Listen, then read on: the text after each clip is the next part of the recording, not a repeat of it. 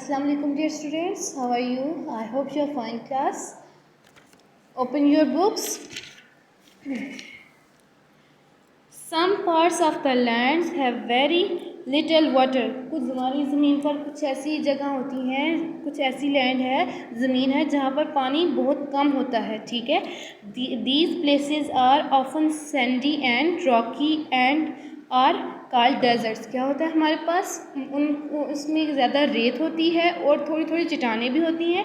उनको हम क्या कहते हैं? उसको हम डेजर्ट्स कहते हैं. डेजर्ट किसको बोलते हैं क्लास? सहरा को, जो कि यहाँ पे नहीं होता, जो कि बलूचिस्तान और सिंध में ज़्यादा मतलब सहरा होता है. उसको हम क्या कहते हैं? उसमें वहाँ पे पानी बहुत कम होता है और वहाँ पे ज़्यादा क्या होती है? रेत होती है और छोटी छोटी चट्टानें होती हैं. In some parts of the earth there is a lot of ice and snow and it is very cold. क्या है? In the some parts, और ज़मीन का कुछ ऐसा हिस्सा होता है जहाँ पर क्या है? lot of ice, वहाँ पे बहुत ज़्यादा बर्फ़ होती है, and snow, और वहाँ पे बहुत ज़्यादा बर्फ़बारी होती है और वो जगह बहुत ज़्यादा ठंडी होती है.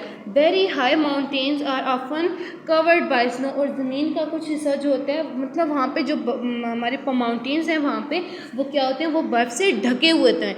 in the other parts there are thick forest. क्या है यहाँ पे? और इसके अलावा ज़मीन पर कुछ ऐसे भी जगह हैं जहाँ पे थिक फॉरेस्ट हैं, वहाँ पे बहुत घने जंगलात होते हैं.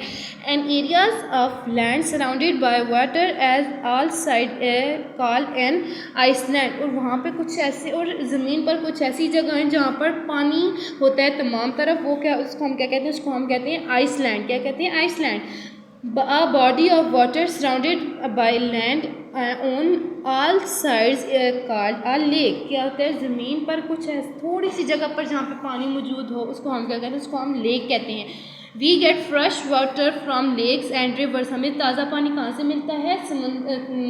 लेक से, मतलब झीलों से और दरियाओं से. Rivers begin in the mountains and flow down into lakes or the sea.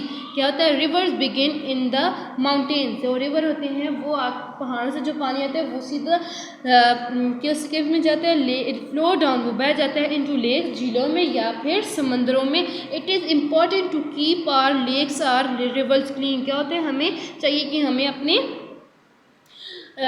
झीलों और दरियाओं को साफ रखना चाहिए. polluted water causes animals and plants life into become diseased and die out. क्या होता है? अगर हमारा पानी दरियाओं और झीलों का गंदा होगा तो क्या होगा? उसके अंदर जो जानवर और पौधे पाए जाते हैं वो क्या हो जाएंगे? वो बीमार हो जाएंगे या फिर वो मर जाएंगे.